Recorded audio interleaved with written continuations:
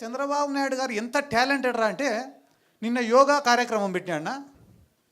ఎవడైనా కూడా ఆరోగ్యం కోసం యోగా పెడతాడు. ఈయన రికార్డుల కోసం యోగా పెట్టినాడు. ఎందుకు రికార్డుల కోసం యోగా పెట్టినాడంటే మా ఊర్లో 10 సంవత్సరాల ముందు చచ్చిపోయినోడికి పార్టిసిపేషన్ సర్టిఫికేట్ ఇచ్చినారు యోగాలో. నిన్న మొన్న చచ్చిపోయినోడు కాదు, 10 ఏళ్ల ముందు చచ్చిపోయినోడికి పార్టిసిపేషన్ సర్టిఫికేటు యోగాలో. ఏమన్నా శివానికి శివాసనానికి సర్టిఫికేట్ ఇచ్చినారేమో.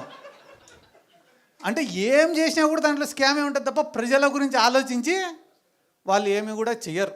కానీ మీరందరూ కూడా గుర్తుపెట్టుకోవాల్సింది ఏమరా అంటే ఈ భారతదేశంలో ఇంకొక గొప్పటి అవకాశం. ఒకరిపైన ప్రేమతో ఓటేసేదానికన్నా ఇంకొకటి పైన కోపంతో ఓటేస్తారంట. ఈరోజు మళ్ళీ తెలుగుదేశం వాళ్ళకి ఫస్ట్ చెంపదెబ్బ అనుకోండి, మెట్టు దెబ్బ అనుకోని పడేది ఏడనో తెలుసా? ఈ వైన్ షాప్ల కాడనే.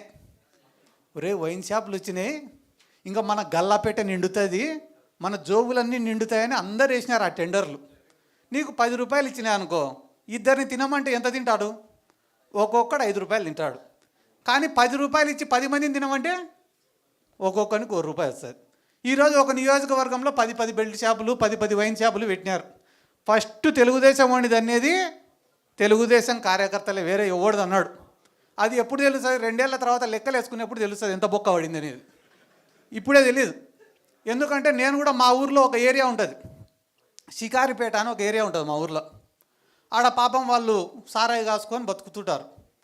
జగన్ సార్ గవర్నమెంట్లో ఇట్లా సారాయి గాయడం తప్పని చెప్పి కేసులు పెడితే దాదాపుగా 700 ఓట్లు ఉంటాయి అన్నాడ. 700 ఓట్లు ఉంటే 500 ఓట్లు టీడీపీకి మెజార్టీ వచ్చింది.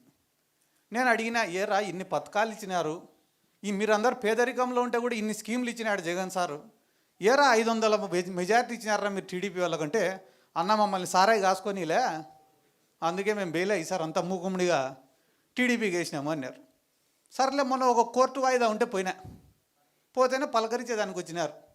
ఏరా ఇప్పుడు ఈ గవర్నమెంట్లో సుఖంగా ఉండారా అని. అంటే ఊర్లోనే ఎవరం లేమన్నా అని.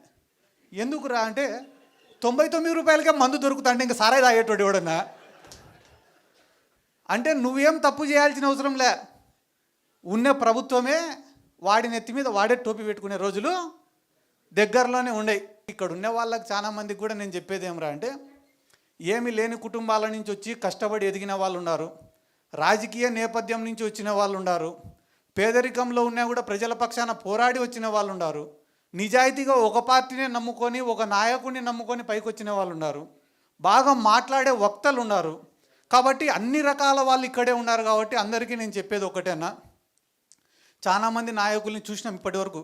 ఇందాక మా మైదుకూరు అన్న కూడా ఎవరో ఏడున్నాడో అన్న, ఓకేనా, మా మైదుకూరు అన్న కూడా చాలా గొప్ప మాట చెప్పినాడు. రాజశేఖర్ రెడ్డి సార్ తోటి ఏ రకంగా అయితే అటాచ్మెంట్ ఉన్నిందో మాకు అటువంటి అటాచ్మెంట్ కావాలా జగన్మోహన్ రెడ్డితో, ఈ పదవులు కాదు ఇంకొకటి కాదు అని. నిజంగానే చాలా గొప్ప మాట అన్నది.